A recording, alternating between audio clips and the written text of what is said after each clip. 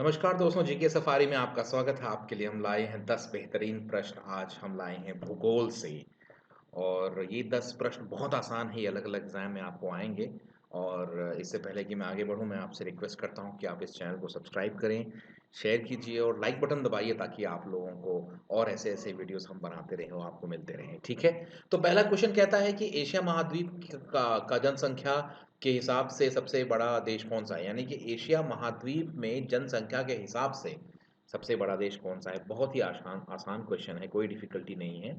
चीन जो है ये सबसे बड़ा देश है जनसंख्या के हिसाब से, लेकिन 4 या 5 सालों में भारत इसको पीछे छोड़ देगा जनसंख्या के हिसाब से।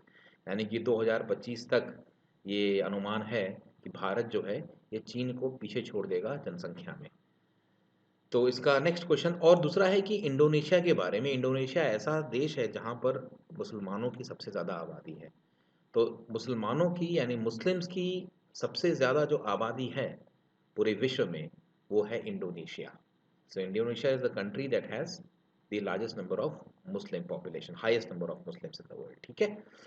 तो ये हो गया आपका चीन के बारे में, इंडोनेशिया के बारे में। नेक्स्ट क्वेश्चन है क्षेत्रफल के हिसाब से दुनिया का सबसे बड़ा देश कौन-सा है? तो क्षेत्रफल के हिसाब से दुनिया का सबसे बड़ा देश जो कि बहुत आसान है वो है रूस। रूस दुनिया का सबसे बड़ा देश है क्षेत्रफल के हिसाब से, और रूस जो है वो एशिया में भी आता है, यूरोप में भी आता है।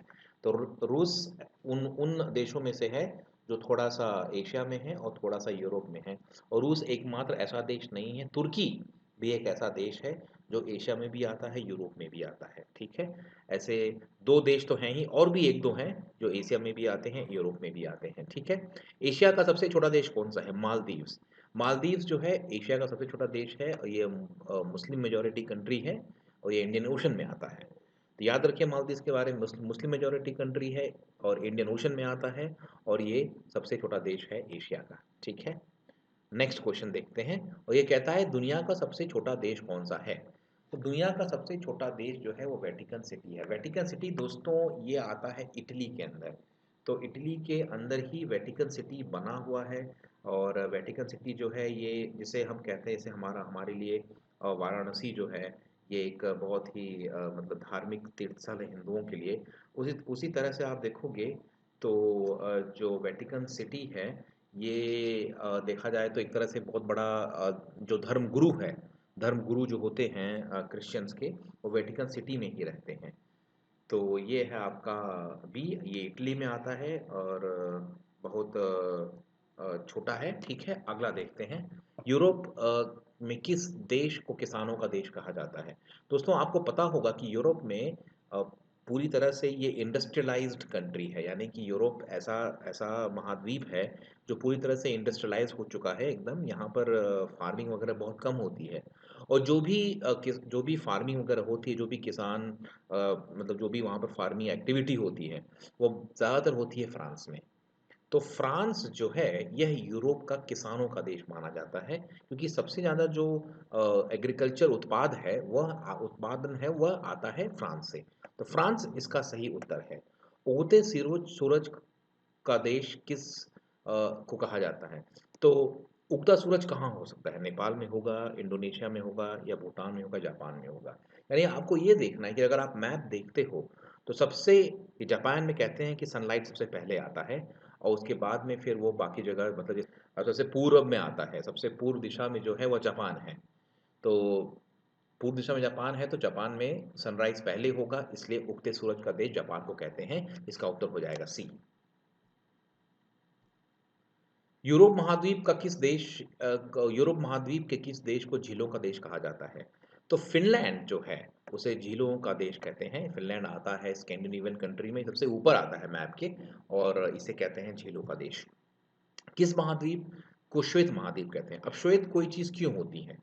कोई चीज़ श्वेत इसलिए होती है क्योंकि वहाँ पर या फिर बर्फ़ है या फिर वहाँ पर कुछ नहीं है, लेकिन कुछ नहीं होगा तो काला हो जाएगा वो। और अगर बहुत सारे पेड़-पौधे होंगे तो हरा महाद्वीप हो जाएगा। अगर खाली पानी होगा तो वो नीला महाद्वीप हो जाएगा। यानी श्वेत महाद्वीप होने का कोई कारण है तो वो है आइस।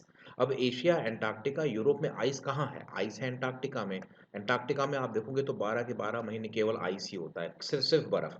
और चूंकि बर्फ सफेद रंग का होता है, इसलिए हम एंटार्क्टिका को श्वेत महाद्वीप या व्हाइट कॉन्टिनेंट भी कहते हैं। तो बी से इसका उत्तर बन जाता है। निम्नलिखित में से किस महाद्वीप को महाद्वीपों का महाद्वीप कहते हैं? कि कौन होगा महाद्वीपों का महाद्वीप? एशिया होगा, क्योंकि ये लार्जेस्ट कॉन्टिनेंट है साइज में भी और आबादी में भी। तो इसलिए एशिया जो है वह महाद्वीप को महाद्वीपों का महाद्वीप कहा जाता है, क्योंकि यह पॉपुलेशन में नंबर 1 है और साइज में भी नंबर 1 है। आखिरी क्वेश्चन कहता है दुनिया का सबसे खुशहाल देश कौन सा है? देखो दोस्तों, दुनिया का सबसे खुशहाल देश जो है फिनलैंड है। ये जो हैप्पीनेस इंडेक्स है ये हर साल निकलता है। इसमें से आप देखेंगे तो दुनिया की जो टॉप 10 कंट्रीज हैं जो खुशहाल हैं, उसमें से ज़्यादातर जो आते हैं वो स्कैंडिनेवियन कंट्रीज होती हैं, जैसे कि फिनलैंड हो गया, स्वीडन हो गया, आपका नॉर्वे हो गया। और ऐसी सब कंट्रीज जो होती हैं जो नॉर्थ एकदम यूरोप के उत्तर में आती हैं, वो आते हैं खुशहाल देशों में। तो फिनलैंड जो है यह माना जाता है कि दुनिया का सबसे खुशहाल देश है और हर साल ये हर रैंकिंग में टॉप 1 में आता है। ठीक है दोस्तों, तो उम्मीद है कि आपको ये क्वेश्चंस अच्छे लगे होंगे, मज़ा आया होगा। आप अगर अच्छे लगे तो आप इसे शेयर कीजिए, लाइक कीजिए और सब्सक्राइब ज़रूर कीजिए चैनल को, ताकि आपको नोटिफिकेशंस मिलते रहें। Thank you.